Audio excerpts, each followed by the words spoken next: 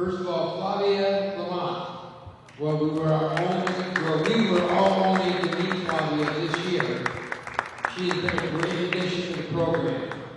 Despite not being able to play, she has participated and attended every practice with a positive attitude and great work ethic. She has helped us become the team we are today, and we are thankful for her hard work and dedication. Flavia. Flavia, would you walk toward the scores table? She already did that. Iris Burns. Despite her small stature, Iris is one of the most aggressive and hard-nosed players in the program. Everyone can see that Iris has a beautiful and consistent outside shot, but her dedication to rebounding and containing the dribble is what has stood out the most. Additionally, Iris is one of the kindest and most respectful people you could ever meet. Iris Burns.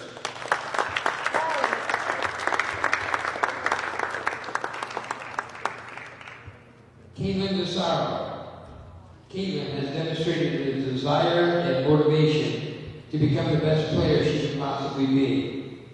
She's able to identify a weakness and attack it head-on until it is a strength. Her determination and competitive spirit rubs off on her teammates, which raises the team's level of play collectively. Her desire to win is unmatched and is tangible daily as she works extremely hard, not only in games but in practices. Caitlyn Desaro.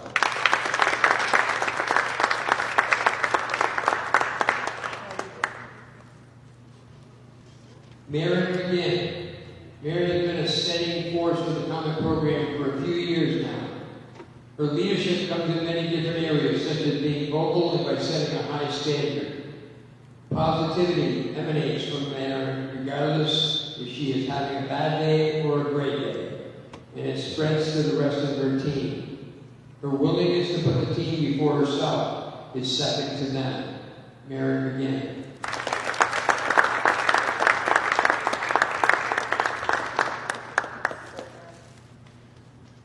Mackenzie Moore. Mac has developed into an incredibly consistent player in the Comet program. Her sustained effort in many of the areas of the game that go unnoticed have been on display all season.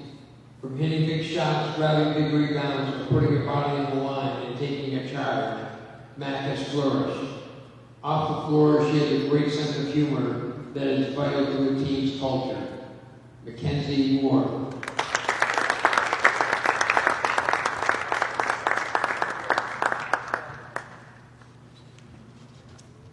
Bethany Sanders. Bethany's biggest strengths on the basketball court are defense and toughness. She is willing to guard anyone or play any position at any time. She will routinely sacrifice her body for a loose ball and take the charge. She's also a great teammate who will do whatever it takes to help the team win. Bethany Sanders.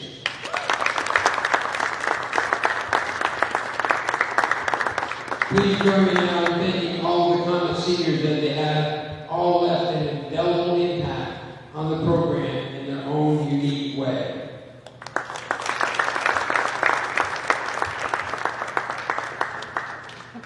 And now we'll ask.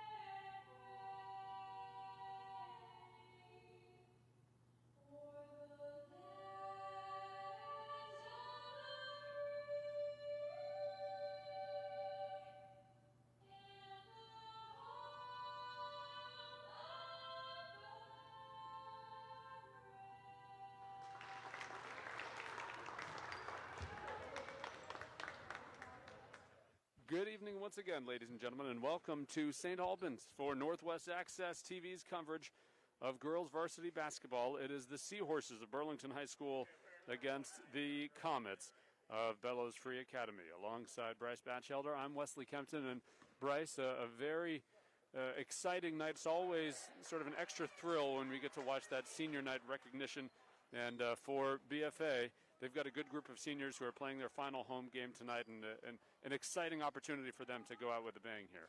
Absolutely. This has been a great senior class for the Comet program. Sort of unfortunate timing that it happened in this COVID year. Still a really nice tribute by Dan Marlowe to the seniors here for the Comets, and we'll be sharing some tidbits and information about the senior class here throughout tonight's broadcast as BFA controls the tip against Burlington. Controlling the handles, not surprising, Caitlyn Desaro, number 14. You will hear her name a lot tonight. They work it around inside, and Marin Mcginn, with her first bucket of the night, puts the home team on top. Took them 15 seconds to get their first field goal, and a great start for the Comets. BFA comes into this game with a record of 6-2. Their only losses to the two best teams in the state, CVU and Essex. It's worth noting, however, as Burlington's first three-pointer is no good and McGinn can't quite get the rebound, that Burlington, who comes in with a record of 3-5, deceptively strong despite that record, Burlington and BFA are the two teams who played CVU and Essex closer than anybody else in the state. In fact, they have both held CVU and Essex to their lowest two outputs and scored the highest outputs of any of the other opponents for CVU and Essex. So perhaps there's more to this Burlington team than their record would suggest, and this is a real test for BFA. Well, I always feel like any of the Chittenden County teams, you sort of have to take their records with a grain of salt because they are consistently playing against the toughest competition in the state. So, like you said, a deceptive 3-5 for the Seahorses. And the Seahorses get on the board. Kylie Tornweeny with her first bucket. Good post move for one of their two seniors. 14 and number 2 for Burlington. It's Kylie Tornweeny and Ella DeSells. Those are the two seniors for the visitors. As a good drive baseline and finish as well. Bethany Sanders. Well, Burlington, playing in a zone defense that time. Burlington's defense really didn't shift over when Sanders got the ball. Wide open lane to take it baseline. A assertive move for Anna Diebold, a junior forward who is able to pick up draw a foul on Marin Mcginn. Diebold is at the line shooting too.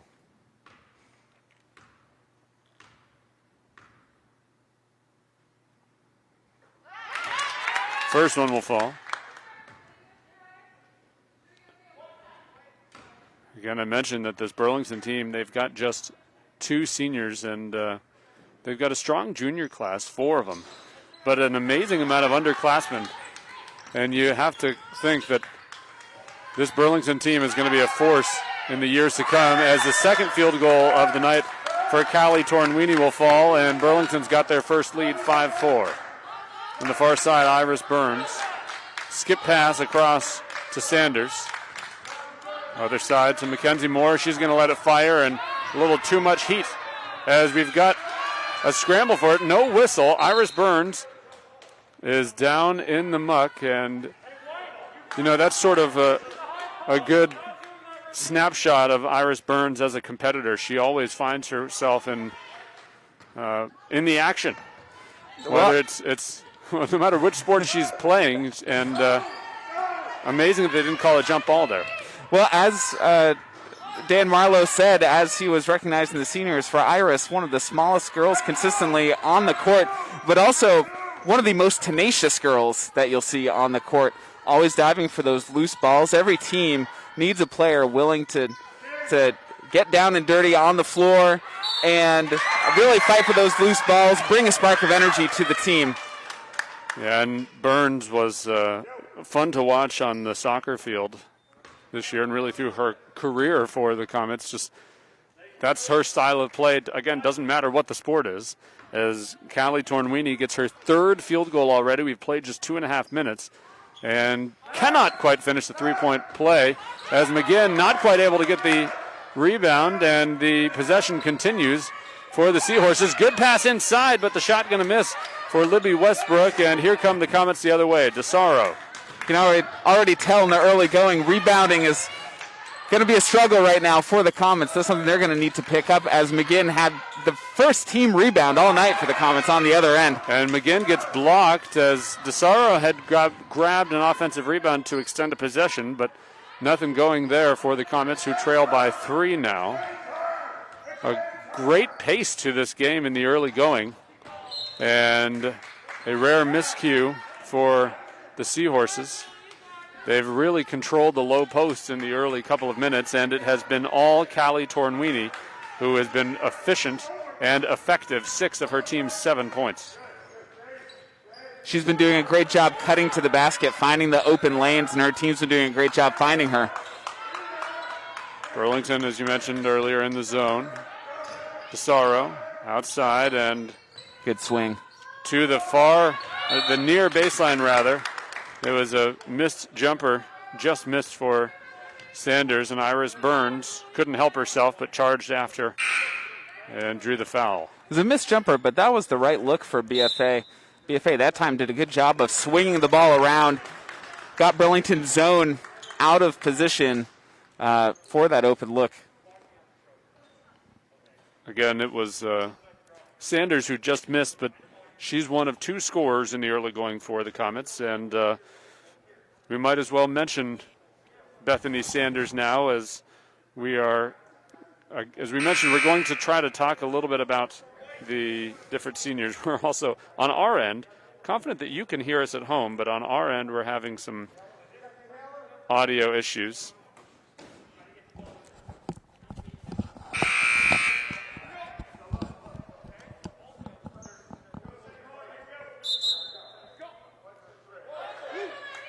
It works for me now. Can you hear? All the way in, we're told. Nothing. Well, again, we're confident that you at home can hear us. Bryce and I might just have an issue hearing one another. The good news is there's much less crowd noise tonight than there would be in a usual season. So we'll just sit a little closer together as you see a big steal from Alexis Cattell, who checked in just a moment ago. Could not get a pass, and great transition defense for Tornwini. And here's a deep shot, no good, just missing for McGinn. But an offensive rebound and the putback almost for Desaro. Some good opportunities for the Comets, but can't quite get it to fall early. Cattell playing defense deep past the line. As the Seahorses get a high screen from Tornwini, and the handle just lost by Ella DeSelles. Good block from McGinn, stuffing the drive for Anna Diebold. Desaro has a lane, has some a collision, but no whistle. The Seahorses coming back with momentum the other way.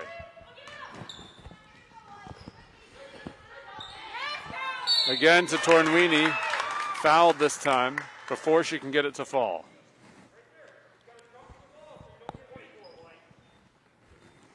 The foul was called on McGinn. That is her 2nd foul. Worth noting so far, Burlington, no fouls in this game. So huge foul discrepancy here, which, I mean, Burlington's been putting the Comets on their heels as Tornwini has consistently gotten down low and been able to draw those fouls. Not much the Comets can do at the moment. We do have a timeout taken by the Seahorses, and as we mentioned, we will throughout the broadcast during timeouts mention, highlight those specific seniors. And hopefully, if you were tuned in at the beginning, again, you heard Dan Marlowe read synopses about the Comet seniors. But before we do that in the timeout, we do want to thank our sponsors who have made this broadcast possible. Northwestern Orthopedics, Collins Pearly Sports Complex, JC Image, Handy Toyota, Barrett Ford, and Clarity Realty with Keller Williams Vermont. If your business would like to become a sports sponsor, you can contact the staff at Northwest Access TV at 802-782-8676. For all those who have contributed to the coverage this season, I know you at home are benefiting from it. Such, we've mentioned it ad nauseum, but such a strange season, and we are just so honored to be able to give fans and families this free streaming opportunity to watch their favorite players competing here in Franklin County. Absolutely, and it's been great to be able to cover BFA and MVU and be able to sponsor some subscriptions for Enosburg and Richford families as well. Wanted to make sure everybody could watch their child play in this COVID season. Burns with the offensive rebound. Ill-advised pass inside, but somehow it seems the Comets might have it back. A jump ball. They're taking their time calling the jump balls so far tonight. But to the ref's credit here, there hasn't been definitive possession of the ball on those loose balls a lot of the times. That they have just kind of been bouncing around, and so you can't really call that jump ball until two players actually have possession of it. Good move inside, but Desaro can't get it to fall. Offensive rebound for Cadence Moore, the junior who came in off the timeout. And 3-second violation is called. I think it was on Cadence Moore. So a turnover for the Comets.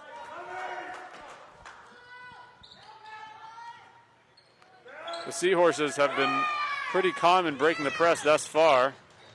Good defense for the Comets to come back and prevent what would have been a wide open layup. Desaro to her left, the pass off, and the left-handed finish for Alexis Cattell.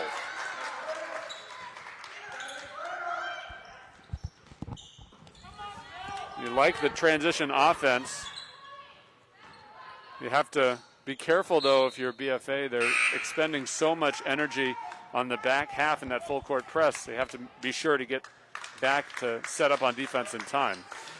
Yeah, and they've been caught a little bit in no man's land a couple times here. That Burlington's been able to sneak behind the full court press, but BFA's been fast enough to at least not let Burlington have an open shot.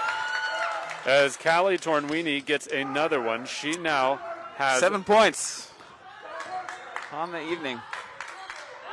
I think that's 9 points on the evening.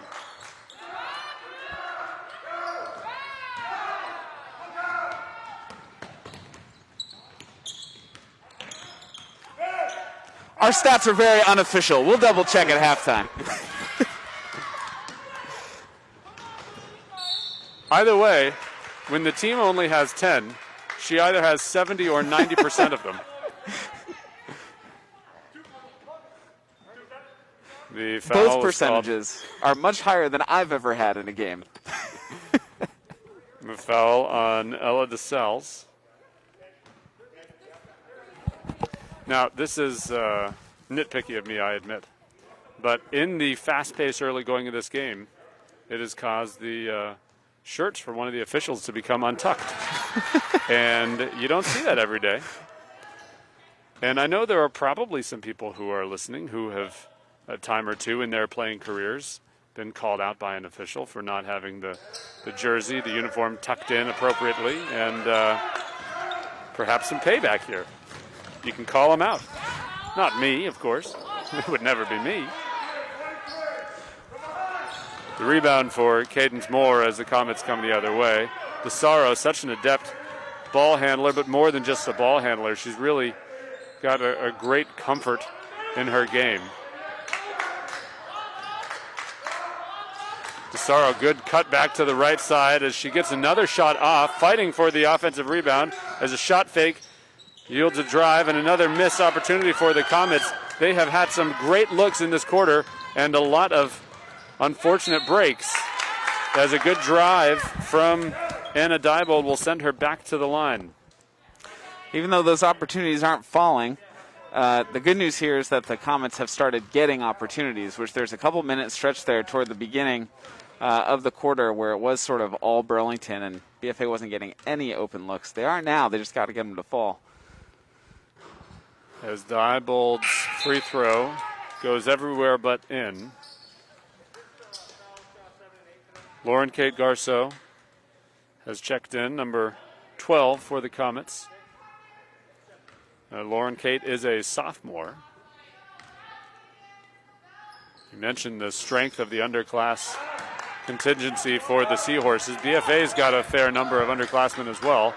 They also have less than a minute here to try to equalize the tally. They trail 7-10 right now. There's some miscommunication there. It seemed as though they wanted to go back to Desaro. As luck would have it, they, in a long way about it, got it back to Desaro, and with 15 seconds, they'll look for that final opportunity. Desaro got tangled up a little bit, dragged her foot, and BFA does not get that final shot. A turnover.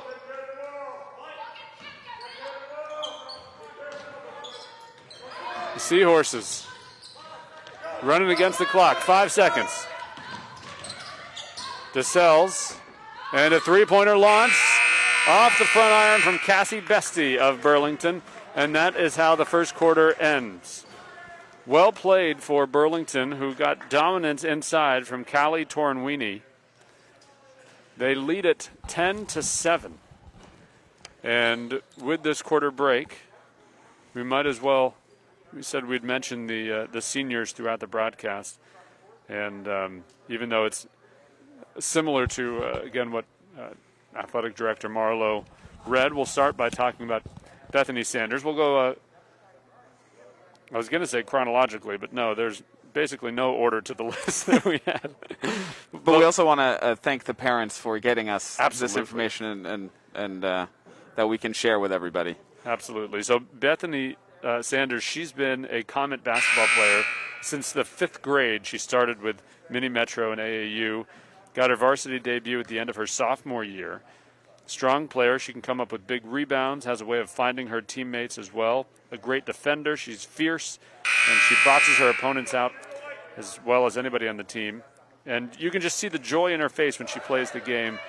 And she herself has said that her favorite memories as a Comet are the pregame locker room team bonding times and, of course, getting to play at the semifinals at Patrick Gym. She wants to thank her parents, Deb and Jeff, for their support throughout the years and always making time to come to the games. And she intends to attend VTC and will pursue a career as a radiology technician. So, Bryce, as your young children get older and break some bones, you're probably going to run into Bethany from time to time. I both look forward to it and also don't look forward to it in that case, but I'm glad that our great student athletes here have some good plans post-graduation. Absolutely. Teetering the line, Lauren Kate Garceau was able to get the rebound, but just stepping out as another substitute for Burlington. Cameron Muzzy has checked into the ball game. There was some miscommunication as to who she was checking in for, and Coach Mert Sells had to clarify and re-clarify, but finally the substitution has been made correctly. Here's Tornweeny, baseline, and Desaro gets a steal, ripping it clean from the hands of Libby Westbrook. Some nice help side defense for the Comets, just getting the double team down low. And getting a taste of her own medicine, Desaro turns it over as the Seahorses try to get something in transition, and they will, thanks to Libby Westbrook, who got position in the low block. There is nobody to meet her or really contest her. 12-7, the Seahorses lead. And at the point now for the Comets, Alexis Cattell. Cattell to her right. Desaro. They're stacking the right side. Desaro back to Cattell. Logan Hughes, number 15. At the free throw line, Lauren Kate Garceau.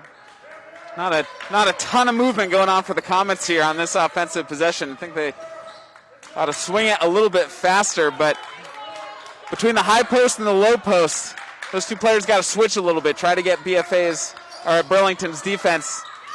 A good offensive rebound and put-back lay-in for Logan Hughes.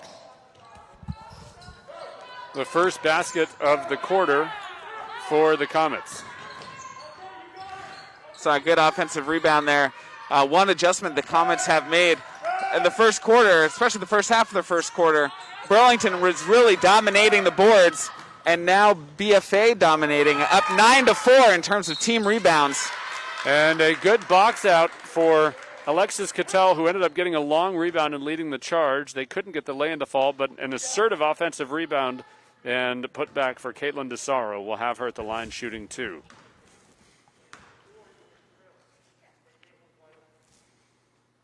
A perfect swish on the first. And how about this even scoring for the Comets? 10 points. They've got 5 players with 2 points apiece. Which is quite the opposite of the Seahorses makeup, which I will... Desaro gets the second as well. Concede my point earlier that Tornwini does in fact have 9 points and not the 7 that I had said. So thank you. You're right. I was wrong. Well, that about does it for me, folks. Again, Burlington has just looked so very confident and I guess methodical as they break the press. I think 100% BFA should stick with it. There's really no downside. No. But Burlington has not yet been rattled by it. They haven't. The good news here is that while Tornwini was really dominating the first quarter for Burlington, is Marin Mcginn gets her 4th point of the evening and puts BFA on top by 1. BFA on the defensive end has done a good job of shutting down Tornwini so far in this second quarter. I mean, she has 9 of Burlington's 12 points. I think those are her first points of the second quarter. Absolutely. And she's got a dozen now, 12 of their 15. If you can do the math now, that's 80%. Right? No, more than that. So I'm just not going to do that math live on the air here. It is. I've got Bert Berthium in front of me, and I can ask him to verify, but yes. Another three-pointer launched, and that one no good as McGinn had the rebound effort poked away from Mariah Larson behind her. Going back a moment ago to the bucket that McGinn hit, a good post move as she got the release off just before the double team came, and you love to see the versatility. She finished well with the left hand. Well, and recognition that the double team was on its way and that she did need to get that shot up. That was going to be the cleanest look she was going to get in that possession. Well, that's the sort of awareness that you get from being a varsity player as long as she has.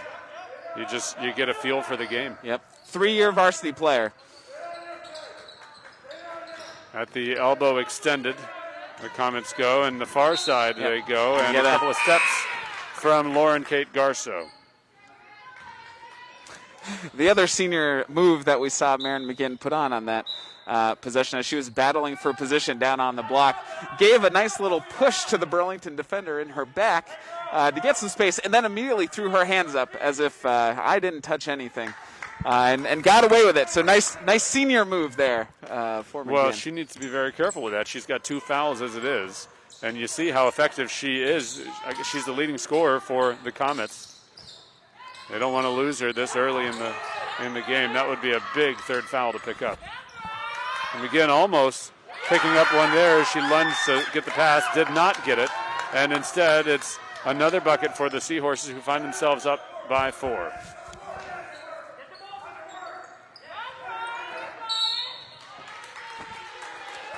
That last basket, by the way, the first one for Mariah Larson, I believe. Yep, that was it.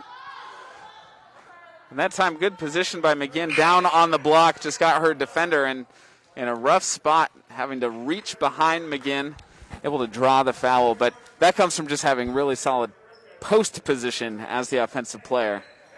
Bethany Sanders has come back into the game for BFA. Here's Sanders. Tries to go inside to McGinn, forced it a bit, and here come Burlington.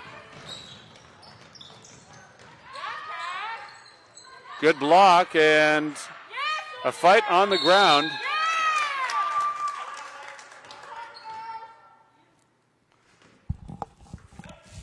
Good block possession to BFA.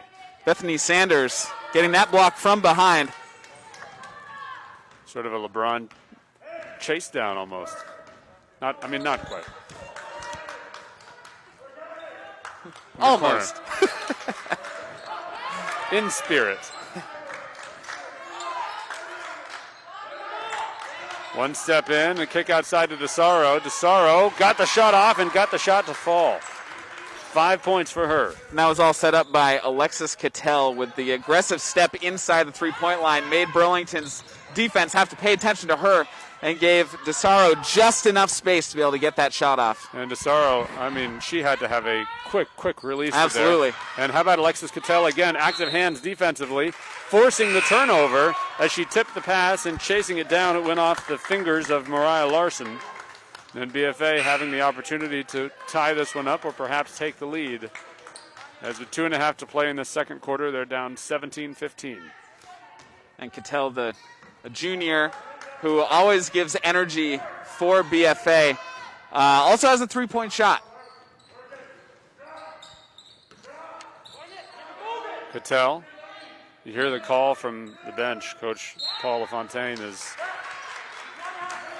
really telling them that they need to move more. And Bryce, that's something that you talked about earlier. There's just not a lot of movement aside from the ball just swinging around up top. Well, I mean, especially the two post players kind of going high post and low post. All they're doing is sort of switching sides. They, at some point, need to switch with each other to try to shift Burlington's defense enough to open something up. A good three-pointer effort for McGinn, but just missed there as McGinn tips a pass, goes back outside to the Seahorses. McGinn almost getting a hand late as Desaro comes out of the pack. In transition finds McGinn, and McGinn with a quick finish, and we are knotted up at 17. McGinn has a half dozen.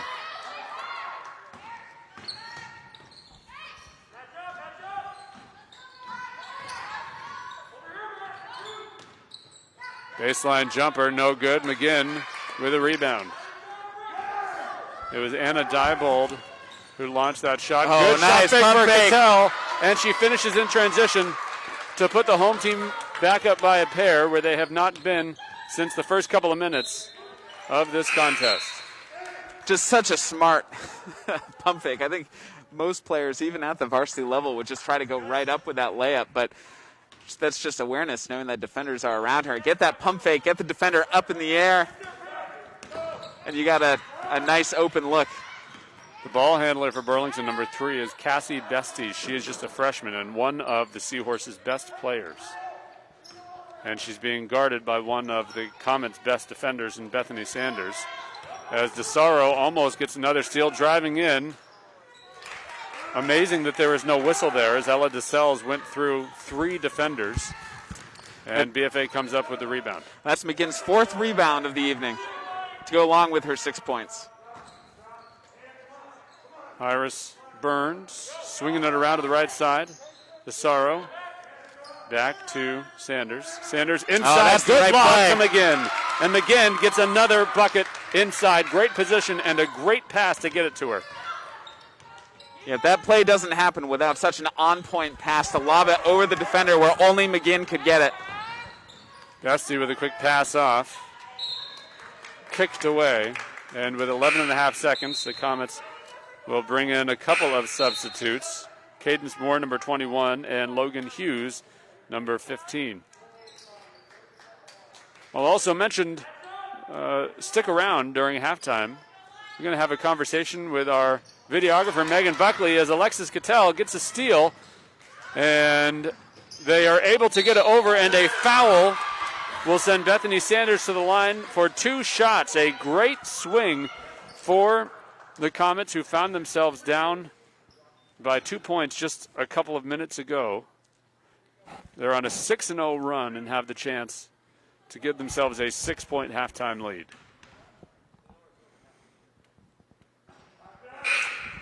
Worth noting, that's Alexis Cattell's 2nd steal of the night to go along with 4 points and 2 rebounds. So she's having a good game. Not the leading scorer, but, I mean, giving the Comets just a ton on defense. And off the front iron, unfortunate break for the Comets as Sanders missed both of them. Bestie's going to launch one at half. A very good opportunity. Almost getting, that was a Gordon Hayward miss.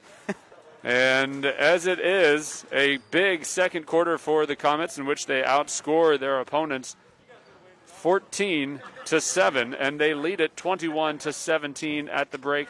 Bryce, what are your key thoughts after the first 16 minutes of this game? Well, my key thoughts are adjustments that the Comets have made. We saw in the first half of the first quarter when Burlington really took the lead that the Comets not really getting at any kind of offensive flow. They're having a lot of trouble on the defensive end. Callie Tornwini just kind of wreaking havoc down low. I mean, she had 9 points in the first quarter. Comets, just some really nice adjustments, especially defensively, putting a ton of focus on Tornwini down low. She only had 3 points in the second quarter. So, I mean, and that's one of the main reasons I think the Comets now have a 4-point lead instead of trailing.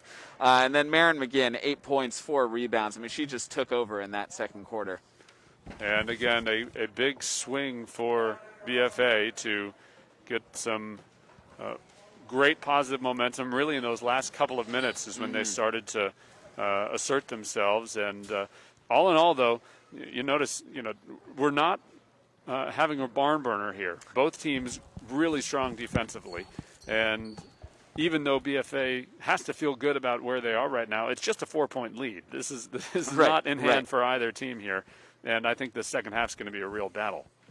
And Burlington's a good team. I expect Coach Mert Sells to be able to identify some of the issues that happened to them in the second quarter and make changes and adjustments. And I expect Burlington to come out stronger after halftime. As promised, in a moment, we'll be talking with Megan Buckley. And first, while we do a microphone handoff to her, we once again want to thank our sponsors for this evening's game: Northwestern Orthopedics, Collins Pearly Sports Complex, JC Image, Handy Toyota, Barrett Ford, and Clarity Realty with Keller Williams, Vermont. If your business would like to become a sports sponsor, you can contact the staff at Northwest Access TV. The number is 802-782-8676.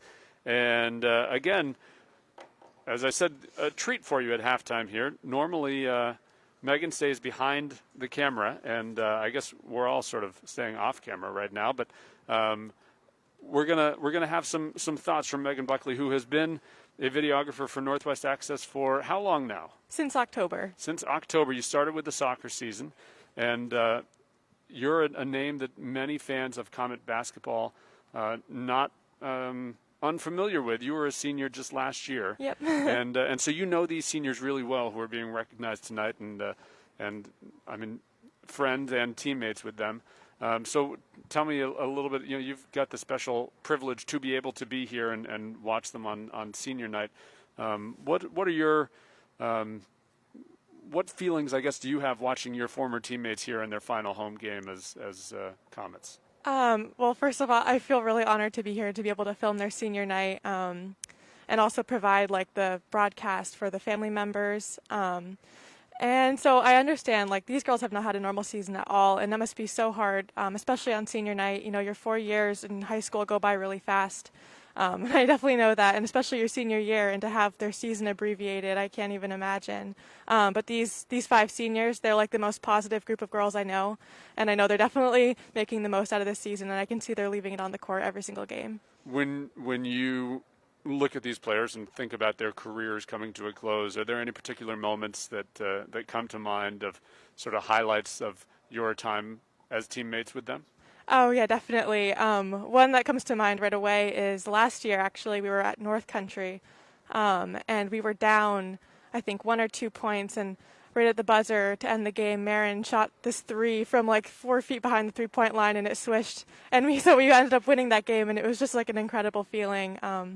I've played with these girls for a really long time. I've known Marin and Mac the longest because I went to middle school with them. And then the other 3 I met through Mini Metro, and I've just played with them forever. So it's going to be really sad not seeing them play next year. Sure. Who, game on the line, you can send one of these seniors to the free throw line to hit a winning shot. Who are you going to send? Ooh. That's actually a really good question. I would say either Bet or Marin. They both have a really good free throw. They both. I think it speaks, though, to just how strong the senior class is that it took you that long to think about it. Because, I mean, truly, they're all great competitors. Yeah, for sure. Every practice we would end with shooting free throws, and if we missed, you'd have to run, do a down and back. And Bet and Marin definitely bailed us out every single time, pretty much. They always were the ones to score the 2 in a row to end it. So one of the things that we will mention, and obviously we've only read about Bethany Sanders so far, but as we give these bios for the seniors in the rest of this broadcast tonight, it's very interesting to hear what they plan to do. So this sort of being like a check-in with you, who was a Comet senior last season. Tell those at home what you've been doing. You have a tendency, it seems, to stay busy. Oh yeah. Right now I'm working three jobs. I'm going to school at CCV right now, and I'm planning on going to Champlain, hopefully in the fall or the spring semester after this year. And I'm going to hopefully get my bachelor's in filmmaking.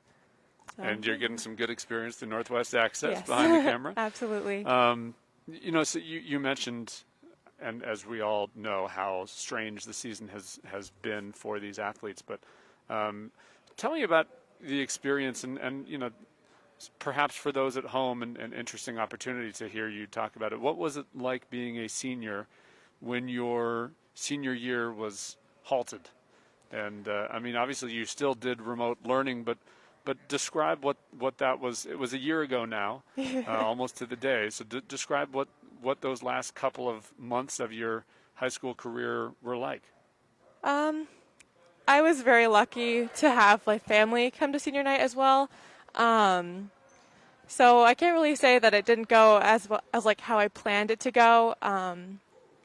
It definitely would have been nice to make it to Patrick, that's for sure, and be in those championship games. But I wouldn't have wanted it any other way. I mean, the group of girls that I played with, they were so great, and I think my senior year was definitely my best year of playing basketball, and it was my favorite for sure. Well, I'm glad you were at least able to have a uninterrupted basketball season before everything in the classroom was sort of halted a bit. But, yeah. And also, for Bryce and I and everybody at Northwest Access and everybody at home as well, I mean, it is such a treat to have you contributing to these broadcasts, and it's exciting to see somebody go from the court to the camera like you have, and it's a real delight that you've been able to join us at halftime. I know that you were a bit shell-shocked when I asked you at the start if you had joined halftime, but I'm grateful that you were willing to take a couple of minutes, and wasn't too bad, I don't think. It was great. All righty. That again, Megan Buckley, our videographer-in-chief at Northwest Access, and with just a couple of minutes till we start the second half, we'll again do headset roulette, and we were actually, despite the one statistical mix-up that I admitted my fault. That was not mine. Our stats have been pretty on point, so we'll give you some statistical looks at the leading scores for these two teams, and let you know the foul situation, which it's been a pretty clean game. But Bryce, the leaders obviously for Burlington, it has been Callie Tornweeny and not much else offensively. Yeah, I mean, she has 12 of their 17 points, along with 3 rebounds. And then the next highest scorers are Larson and Westbrook with 2 apiece. So Tornweeny really dominating things for the Seahorses. Things are a little bit more spread around for the Comets. Marin Mcginn leading their team with 8 points, also has 4 rebounds and a block. Caitlyn Desaro with 5, and Alexis Cattell with 4. And again, it was a pretty clean first half. McGinn, there were a couple times that sort of held your breath and feared that she might be about to pick up foul number 3. She does have 2 personal fouls, but like you said, very clean. Only 5 team fouls for both teams in that first half. BFA did jump out with 4 team fouls before Burlington even got called with 1, but it really evened out. And it's, I know the free stopped after that. Right, and I know that the free throw line can be a huge asset for a team, but for spectators, it is really nice not to see bonus situations where play stops after every foul and you have to shoot free throws. Just gives the game just a really nice flow so far. The possession will start with the Seahorses in the third quarter. They trail by 4, and you can see some urgency right out of the gate as BFA defensively is in a zone. And we start the second half the way we started the first. Callie Tornwini with a mid-range jumper. She now has 14. Well, one of the things I wonder here for Burlington is she's been having trouble in that second quarter down low. That's a focus the Comets have been putting on defense. Is she going to start actually stepping out now to make those mid-range jumpers as Marin Mcginn gets that one to go for the first points of the half for the Comets, and she now has 10. But now is Tornwini going to be looking for the mid-range jumpers, and is that going to force the Comets to have to change their defense a little bit to extend out and put less focus down in the paint? Well, and it's going to be an interesting potential matchup as this game goes on. You see the two dominant players as a good drive and finish for Ella DeSales, her first bucket of the game. Brings it back to a 2-point game. It's Mcginn and Tornwini. Those are the two players who have really emerged as the standout players in this contest, and they're both low post. That, as you said, though, Tornwini being pushed out a little bit, we'll see if it becomes a low post matchup or if the play starts to stretch. And Tornwini has sort of been the main defender on Mcginn for much of the game. Tornwini, great touch around the rim. She has 16 points now and 4 points already in a minute and a half of this third quarter. And a timeout taken by BFA coach Paul LaFountain, and it is a full timeout. With that timeout being taken, we might as well quickly go into another senior bio, and why not Iris Burns, the Tasmanian Devil. She's been a Comet basketball player since the 5th grade, playing Mini Metro, AAU, and getting her varsity debut at the end of her sophomore year. She's worked to improve her ball handling, her outside shooting, has hit some nice shots this season. She said that her favorite memories as a Comet include those locker room moments, team events that they've had, participating in Operation Happiness, the excitement of home games such as this one, and of course making her first varsity basket.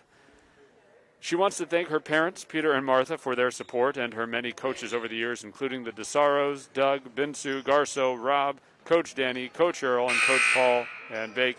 She also wants to thank her friends and teammates, and she plans to attend a college somewhere in New England, and she wants to study either biology or psychology. So either what makes you tick or what makes you click, I guess. As Burns inbounds it. And Burlington in the zone, and they get a steal from that zone defense. Here comes a steal, Ella DeSales, and what a finish as that one squeaks over the rim. And Burlington finds themselves on top now, 25-23. Desaro has seen enough. She drives in and knots it back up at the quarter century mark. Desaro has 7.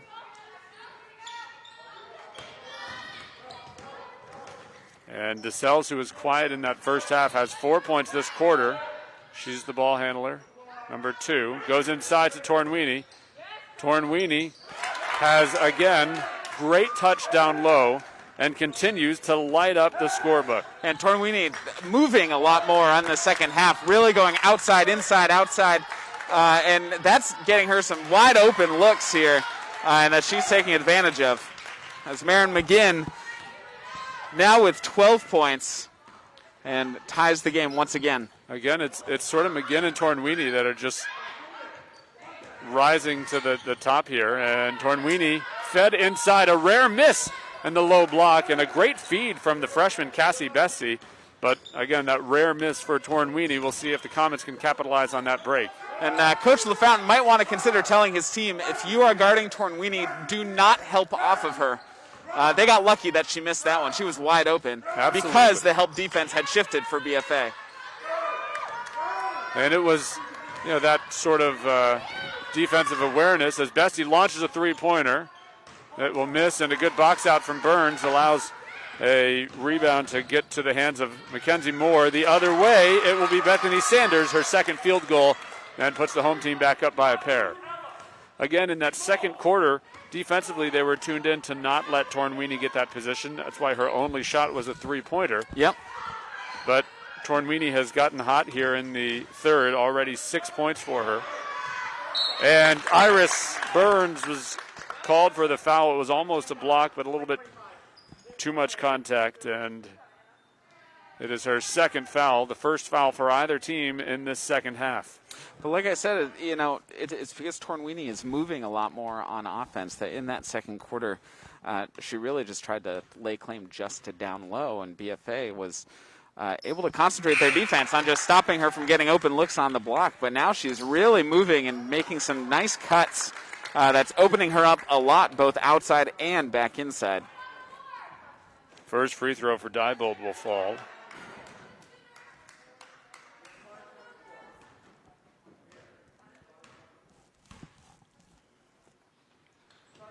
And Diebold just misses on the second as Desaro with a good outlet to Cattell. Cattell goes right into double contact and double coverage rather, and traveled as she tried to kick it outside to Desaro. I think I'm with Coach LaFountain on this one. He was wondering where that call was. I thought that she had passed the ball before she fell all the way down, but refs didn't see it that way and got ourselves a travel. We talked about in that first quarter how many scrums, I guess, there were without any whistles because there had been a lack of possession for either team. Right there, it seemed like Cattell had lost possession when she was called for the travel. Right. But perhaps karma favors her. Ball don't lie, as they say. She goes and draws a foul and will go to the line shooting two. And all because of a steal. That's her third steal of the game.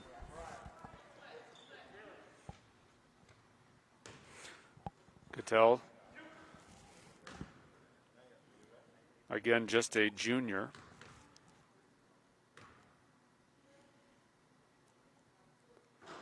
I think she sort of got a little hitch in her giddy up, as they say, on the release there. Is that what they say, Wesley? That's what they say? Yeah.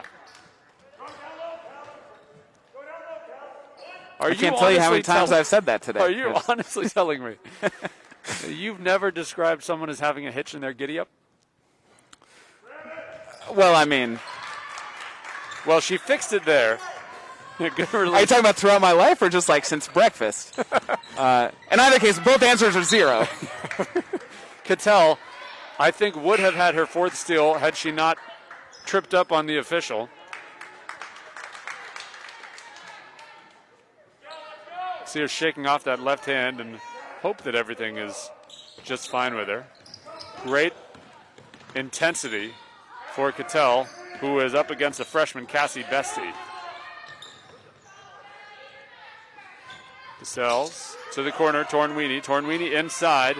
Looked like a double dribble. The official caught it. It was Mae Jeffers, number 20, inadvertently put that other hand on the ball and can't get away with that one. So I know it might be hard to see online, but if you watch Cattell's eyes as she's guarding the ball up top, her eyes are not staring at the ball, staring at her player's midsection, and that's sort of how you can tell where they're going to move. So not going to fall for any ball fakes, but going to follow the player wherever they move because she's looking at her assignment's midsection. Well, our lone player to watch out for foul trouble, McGinn, is called for her third foul. She has 12 points for the Comets, and that's a big loss that she has to go to the bench. Huge. So now you start to wonder if she's really driving the offense. How long is Coach LaFountain going to end up leaving her on the bench? Great awareness for Desaro to feed Cattell, who can't finish, but it bounces around and off of Cassie Bestie, and the Comets will get it inbounds. You love that team defense a moment ago for BFA, who recognized the backdoor cuts. Desaro was able to get the steal, and again, a great feed to Cattell, just couldn't get the finish. Right. Cattell has her inbounding effort swatted back by Tornwini. But as I had mentioned, you wonder how long Marin Mcginn is going to end up on the bench since she's leading scorer. That kind of play right there gives Coach LaFountain hope that team is going to be able to stay afloat and hold their own while McGinn is on the bench. At the elbow, Desaro kicks outside. Cattell, good shot fake as she drives in and can't get it to fall. Just getting unlucky. That was a really nice floater. There's been a lot of good looks like that for the Comets, and coming back the other way, a foul might be on Cattell. We'll wait to see the officials. 22. No, that was on Mackenzie Moore. and it'll be her first. Give credit to Ella DeSelles, the senior, who has had all 4 of her points here in this quarter. There were probably 2 or 3 different Comet defenders who could have been called for that foul.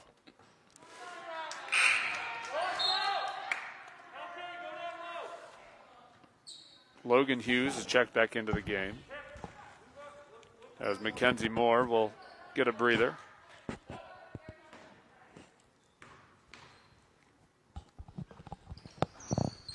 And just missing DeSelles. And here comes Desaro. Recognizing that she had no numbers, she slows down a bit. Cattell to the corner. Good defense for Burlington as Mariah Larson. Comet standing still, especially with McGinn off the floor. They're going to need a lot more movement here to get some open shots. They're sort of lacking in height at the moment. You see Cattell weave through after making the pass as Burlington is still in the zone, and another swat from Tornwini, this time blocking Desaro. Burlington trailing by 2 as Cattell is whistled for a personal foul. Her first. And on that last BFA possession, I think it was Garso on the weak side court as Desaro got the ball down low and Burlington's defenders collapsed on her. If Garso just makes that cut, she'd have an open layup on the opposite block. Here's a look and a launch shot, no good, off the top of the glass. It was a nice box out by Garso. With, again, that good vision to go. She's always looking up when she gets the ball in transition.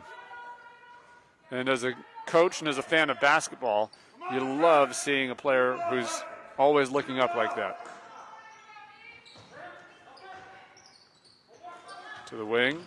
Desaro just inside the line. Can't get it to fall, but fouled by Larson. Has a chance to make it a 4-point lead as she heads to the line.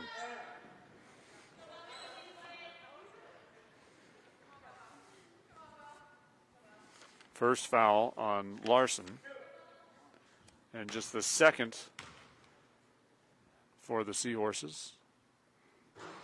Good spin for Desaro. Gets it to go. 8 points for her.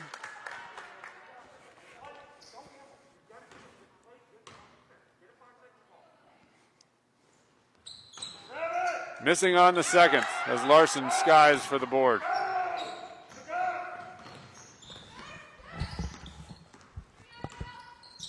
Desi. Good defense by Cattell. Likewise from Lauren Kate Garso. Challenging Tornwini, and Cattell comes out with another steal. Decides to slow down. She did everything just to control the possession as a three-pointer launched and rims out for Cadence Moore. Again, Cattell has 5 points and 4 steals. Well, Coach LaFountain, during that last free throw, pulled Cattell aside and said just play good, solid defense. Try to force a 5-second call. Of any player who's going to be able to do it, it would be her. But, I mean, didn't get the 5-second call, but still forced her player to have to pass the ball, and that ended up leading to a steal. To the near side, Logan Hughes. There's a little movement as inside the players are trying to set screens for one another and get some space, but without much going, Paul LaFountain's going to call a timeout, and it is just a 30-second timeout, but nonetheless, let's take this time to recognize Mackenzie Moore, the senior, number 22. She's been a Comet also since the 5th grade, playing Mini Metro and AAU.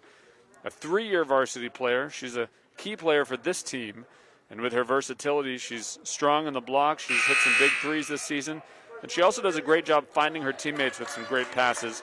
She's the girl on the team that makes her teammates laugh with her upbeat personality, and she said that her favorite memories are getting to play at Patrick Gymnasium and just being able to play with the same group of girls since the 5th grade.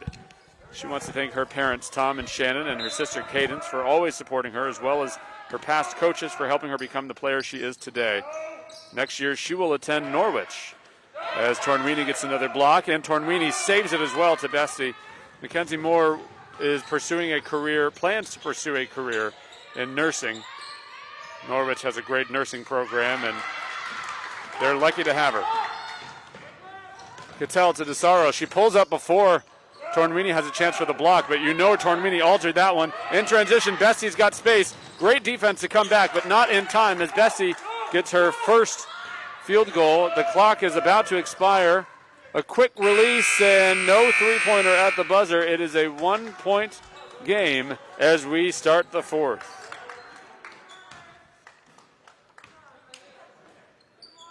Well, Bryce, you talked about how much things are forced to change for the Comets without McGinn on the floor.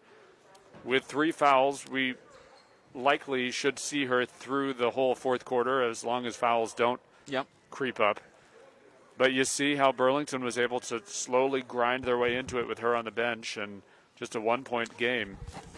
Yeah, and gave Tornwini for Burlington a few more opportunities, not necessarily scoring, but rebounding and also defending. That Tornwini, along with her 18 points, also has 5 rebounds and 2 blocks, the majority coming in that third quarter after Marin Mcginn took a seat. That there's not as much height for her to compete with anymore. A little bit easier for her to get blocks and also to get some rebounds. So hopefully, if it looks like McGinn will start on the bench in this quarter, but still not all bad news for the Comets. They still have a 1-point lead, which shows that this team is still able to hold their own, even with McGinn on the bench. So we'll just have to wait and see how long she ends up staying there. Caitlyn Desaro now with 8 points in the game to go along with 3 rebounds, 3 steals, and 3 assists. So getting it done all around. And Alexis Cattell, 5 points and 5 steals. Cattell for 3. Not able to fall. Boy, that was close. And here come the Seahorses the other way.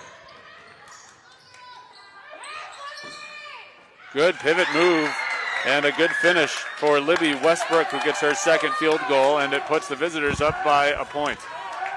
That was just kind of a nice adjustment that Westbrook made, a little up and under move, but without a whole lot of movement with her feet, just able to stay in place and kind of dip the ball under her defender's arms. Desaro just inside the three-point line, misses, but an offensive rebound goes back to Cattell. A quick release.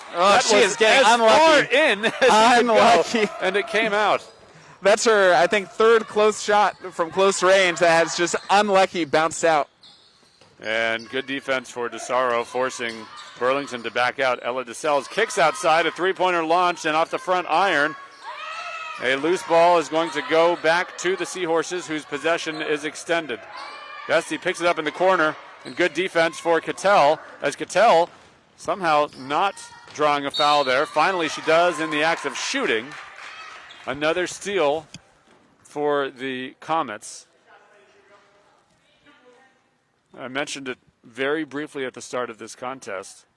The defense for both of these teams, the clear-cut 1 and 2 teams at the D1 level are CVU and Essex. Mm-hmm. They're both undefeated. And the fewest points that both of those teams have put up this season, BFA and Burlington were their opponents. And likewise, the most points they've both given up this season, BFA and Burlington, their opponents. These are really two good teams, and you're seeing it here as we're all knotted up at 32. It is an even matchup as Bessie, a jump ball, good defense for Lauren Kate Garso, and the possession goes to the green and gold as well. Really good job for Garso, just keeping her hands. Change that up. Possession's going to go to Burlington. Sorry, Bryce. But Garso keeping her hands straight up. A lot of players are tempted to kind of try to bring their hands down to try to get that, definitive block. But nice fundamental move to force the jump ball. Amazing touch around the rim for Tornwini, who gets her first bucket of the fourth quarter. And she now has 20 on the game. 20 points. Cattell to that far corner as Desaro ran out of options but found Burns. Burns looking for that backboard, can't get it. McGinn is in and can't get it to fall either. So many excruciatingly close misses for the Comets. And the other side, a little bit of space, and Anna Diebold, who had 2 points from different trips to the line, now has 4 points, and that's how many Burlington leads by. Desaro, nothing going. Comes back to the left side. Burns to Cattell. To Burns in the corner. Pass up top to Desaro. Tried to see if she could get it past a defense as they swung around. Ball's just not moving quick enough for the Comets here to get a good look. Cattell could have put that one up, decided not to. Desaro, good driving shot. And she now has reached double digits as well. Timeout by Coach Mert Sells of Burlington, a full timeout. And let's recognize the player who just scored for BFA, Caitlyn Desaro. She's been a Comet since the 4th grade, playing Mini Metro and AAU. She made her varsity debut as a freshman, having an instant impact on the program. A 4-year varsity starter, 2-year captain. She's been a key player in the program. Tremendous court sense, and you see it every night. She's able to handle the ball under a great deal of pressure. She finds holes to drive and create opportunities for her teammates, while at the same time, she can play like a big. She can pull down some big boards, and she's worked so hard on her outside shot, has knocked down some difficult buzzer-beating threes this season. A fierce defender, coming up with steals on the press and blocked shots. She was named to the Vermont Dream Dozen team both her sophomore and junior seasons, and earned honorable mention sophomore year and second-team All-State in her junior year. Her favorite memories as a Comet are making varsity as a freshman, having the overnight lock-in, playing at Patrick Gym, hanging out in the locker room, bus rides, and spending time together off the court. She wants to thank her parents, John and Candace, for being her first coaches of the game, her sister Ruby, brother Zeb, grandparents Mimi and Papa, Grandma Pat, Tim and Patty, her Colorado relatives, teachers and friends from Fairfield and BFA who have always been there cheering in the stands and supporting her along the way. And, of course, to all the coaches in her life who have helped her become the player that she is today. Next year, she will play basketball at the collegiate level, but has not yet made her college commitment at this time. Wherever she goes, though, she plans to study chemistry and pursue a career in engineering or medicine. Planet Earth, watch out for Caitlyn Desaro. Desaro guarding on ball now as well, up against Ella DeSells, who gets a high screen from Tornweeny. And a Diebold getting help defense from McGinn. Cattell, good on-ball defense. As Desaro gets a hand on it and able to get past the official and cannot get it to fall, but Iris Burns is there, and she puts it back to tie us at 36. We thought we were about to say another unlucky bounce for BFA, but Iris Burns, again, I mean, her first points of the game, but we've said she is their energy player here, willing to do everything that needs to be done, and that time following the play, not assuming that the layup is a guaranteed bucket, and right place, right time. Hustle pays off. Absolutely. Alexis Cattell whistled for a foul. Interesting that as Cattell reached and was called for the foul, Desaro was going for the ball and had knotted up, but it was the foul on Cattell was just before Desaro was able to get the steal. Well, what a game this is shaping up to be as Tornweeny launches one and sinks one with Lauren Kate Garso in her face, and Tornweeny now has 23 points of her team's 39. But a big shot as we're under 4 minutes to play in the fourth quarter, and it puts Burlington up by 3. I mean, Tornweeny putting on one of the best performances I've gotten to see this year for both either boys or girls. Desaro launches that three. They had good rotation on that shot, but was not able to equal the deep shot for Tornweeny. Tornweeny has 2 3-pointers, and those, by the way, the only long balls for either team in this game. And you see how integral Tornweeny is as well, as the offense just has to go through her whenever they're in a bind. And speaking of in a bind, Burlington out of options, they call a timeout. And with that timeout, let's now mention Marin Mcginn, the final senior on the court this evening. What an impact player she's had on this game and on the Comet program. She's been a Comet player since the 5th grade, making her varsity debut as a freshman as well, and has had a huge impact in the game on the block. as a 4-year varsity player and 2-year captain. She's been a key player with her soft touch around the rim, her clever hook shots, her tremendous rebounding skills. As a surprise to competitors, she's also a threat behind the arc, hitting some clutch threes. And she's a great defender. She works so hard to keep her opponents boxed out, getting some great blocks. She was named also to the Vermont Dream Dozen and second-team All-State in her junior year. Her favorite memories as a Comet are of all the time spent together, beginning right in the gym, playing Mini Metro, just 10 years old. And she has fond memories of this shopping adventures, locker room fun, and all the team bonding. She wants to thank her mom, Jen, her siblings, all her extended family and friends for their support.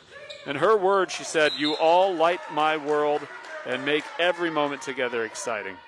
She would also like to thank her coaches, past and present, for always believing in her and for helping her to grow as a player and individual. She's not yet decided on her college, but she plans to go somewhere to pursue a career in nursing. And right on cue, Marin Mcginn gets another bucket with that left hand down low. And she's got 14 points to lead the way for BFA. And Tornwini was on her, and Mcginn just straight up overpowering Tornwini on that one, just backing her down to just the spot she wanted to be. Bessie, suffocating defense from Cattell. And Mcginn came over help side to steal that one. Again, it was a steal for Mcginn, but it was all set up by Cattell. Cattell tried to get 2 points the other way, but hits the back iron. In transition, Bestie, one move, has it stuffed, but with a little bit too much contact from Mackenzie Moore, and Bestie will go to the line. Shooting 2 with 2:22 on the clock, and wouldn't you know, the second foul as well for number 22, Mackenzie Moore. Make a wish, I guess.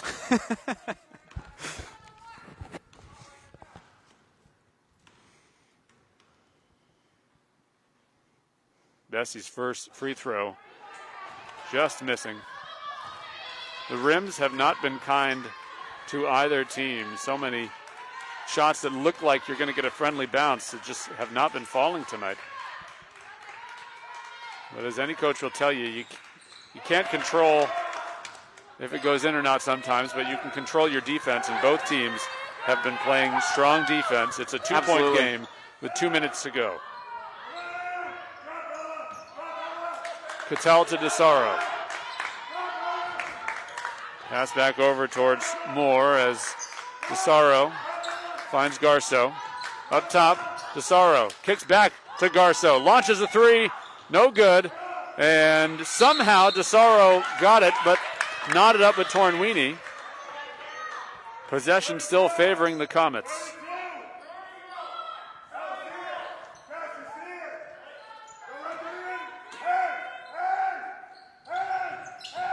Desaro lobs it back to Garceau. Here's Desaro just inside the line and missing as Mackenzie Moore almost able to get that offensive rebound, but here come the Seahorses the other way, and there's Mackenzie Moore with the steal as she tips it over to Desaro. Desaro to Garceau, to the corner is Cattell. Cattell trying to find McGinn inside. Coach LaFountain telling Cattell that McGinn had position down on the block. How about that move for Marin Mcginn? Just no hesitation with her left hand backing down defenders. She's nearly unstoppable. It was the same exact move as her last points. Get the ball down on the block, just overpower Tornwini and just back her in until she can go to the left. And McGinn intimidating the drive as well as she gets another defensive rebound. Double teamed, and Coach LaFountain will call a timeout. 1 minute, 6 seconds to play. McGinn, who had the tying bucket a second ago, and then altering a driving layup effort for Burlington, was then able to get a defense. So a big series for her, and you recognize just how crucial she is for this team's success. Yeah. I mean, absolutely. The last couple possessions for BFA, honestly pretty stagnant. Not a lot of movement happening at all. And McGinn, I mean, sort of just putting the team on her shoulders. If they're not going to move a whole lot and make a lot of open looks for themselves, then McGinn is just going to overpower Tornwini down low. And honestly, for the Comets, I mean, keep going to it until it stops working. Tornwini has not been able to defend McGinn as well as she has some of the other Comet players when McGinn was sitting on the bench. So, but still, the Comets could really do with some more movement here. I mean, they're not getting a lot of open outside looks at the moment, precisely because they're not shifting Burlington's defense enough to give themselves open looks. Well, inside, they've got McGinn and Mackenzie Moore, and those two are just sort of shuffling around. It seems as though they're moving around in hopes that they can find McGinn down low. And when they're able to, she finishes. We'll see if they're able to with a minute to go. Need a bucket. Either team needs a bucket to get an advantage here. All knotted up at 40. Cattell in the far corner. See, Burlington's putting 2 players on McGinn. Just sort of trapping her down low as Cattell goes to Desaro again. Moore. Skip pass over to Garceau. Desaro up top. Back to Moore. Launches it. In and out. Oh! In and out again. And a steal. Who else but Alexis Cattell was able to get her hands on it? A jump ball, possession to Burlington. Just under 30 seconds on the clock. I think Burlington's coach was trying to call for a timeout. None of the refs heard him, and so they ended up with the jump ball. Cattell guarding Bestie. And now a timeout for Mert Sells. Well, I mean, in here, Burlington, they're going to want to try to drain as much clock as they possibly can in the remaining 23.7 seconds to get a shot up, and if they make it, to not let BFA get any open looks. So for BFA defensively, they can't sit back here. They either have to try to force the turnover or they have to force Burlington to take an earlier shot so that they at least have an opportunity to if Burlington makes it, to try to tie the game and force overtime, or to try to get a potential game winner for themselves. We've talked about how BFA looked a little bit stagnant for a stretch there offensively.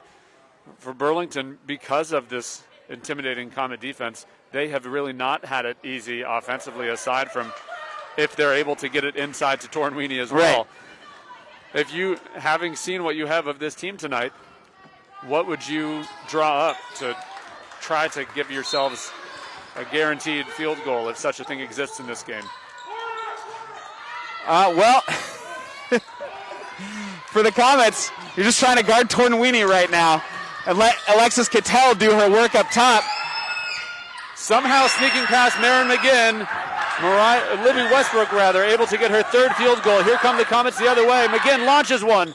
No good. And the rebound to the Seahorses. And the game to the Seahorses. An improbable series of events for Burlington, as a pass inside to Libby Westbrook, who was able to somehow sneak past Marin Mcginn and finish at the low block. And then the Comets not able to equalize on the other end.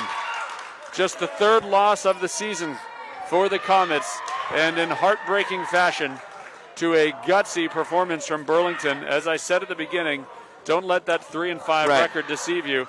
And you recognize why. They were with BFA step for step in this contest. Yeah, I mean, that last play, McGinn sort of risky going for that steal, which, had worked for her most of the night. So I don't blame her for going for it. But rough timing for it not to work that time because it gave Westbrook that open look. But, let's not let that final play paint the whole game here, because McGinn had a fantastic game for the Comets, finishing with 16 points and 6 rebounds. Yeah, and I mean, they would not have been in the position where they were and ahead so much that second half. She was huge the last 2 minutes. Yep, and absolutely. Not only, they would not have been able to come back and knot it up late either without McGinn.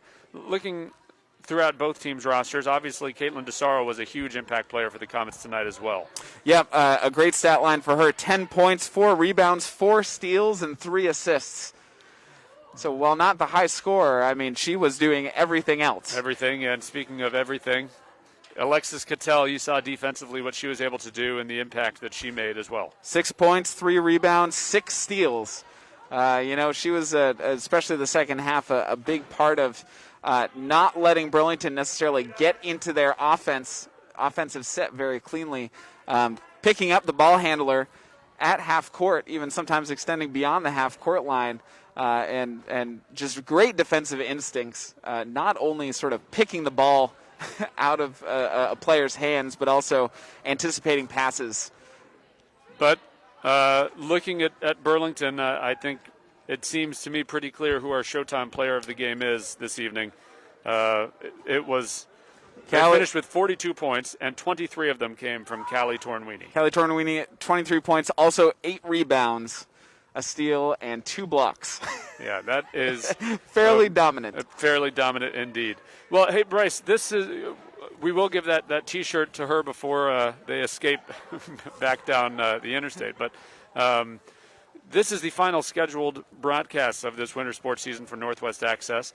And, we didn't know if this season would happen. And now that it has happened, we've mentioned this so many times. But, we have just been so delighted to be able to provide this service for those of you at home who have not been able to be here in the various gyms and arenas throughout the region. And such a bizarre year, a short winter season.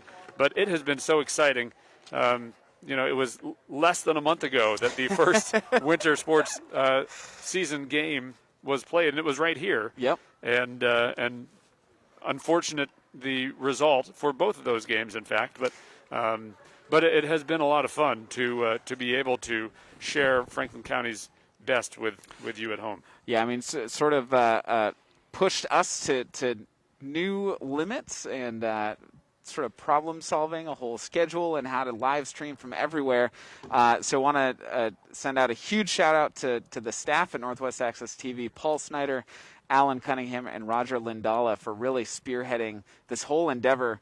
Everybody at home, they hear us all the time, but those three do a ton of work, way more work than Wesley or I have done throughout the season.